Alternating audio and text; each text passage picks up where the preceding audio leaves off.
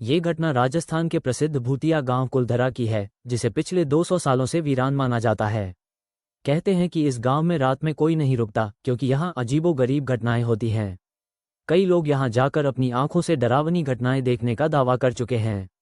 कुलधरा कभी पालीवाल ब्राह्मणों का समृद्ध गांव था, लेकिन एक दिन ये पूरा गांव अचानक खाली हो गया। कहा जाता है कि जैसलमेर के एक अमीर दीवान को गांव की एक सुंदर लड़की से प्रेम हो गया था। वो उसे जबरदस्ती हासिल करना चाहता था। पालीवालों ने इस अन्याय को स्वीकार नहीं किया और एक रात अचानक पूरा गांव छोड़कर चला गया। जाते जाते उन्होंने गांव को श्राप दे दिया कि यहाँ कोई बस नहीं पाएगा।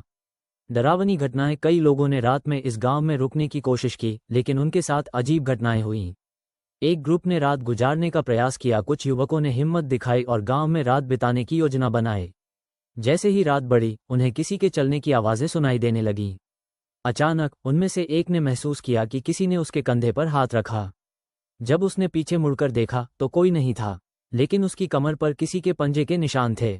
फोटोग्राफर के साथ हुआ हादसा। एक फोटोग्राफर रात में गांव के खंडहरों की तस्वीरें लेने गया। जब वह कैमरे में तस्वीरें कैद कर रहा था तो अचानक कैमरे का शटर अपने आप बंद हो गया।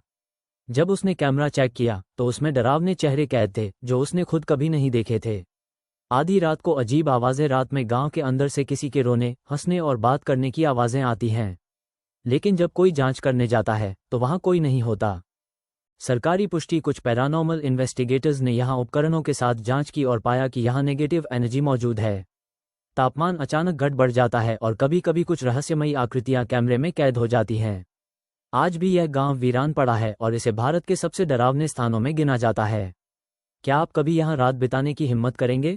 अगर आपको ये कहानी पसंद आए तो और डरावनी घटनाओं के लिए बताइए।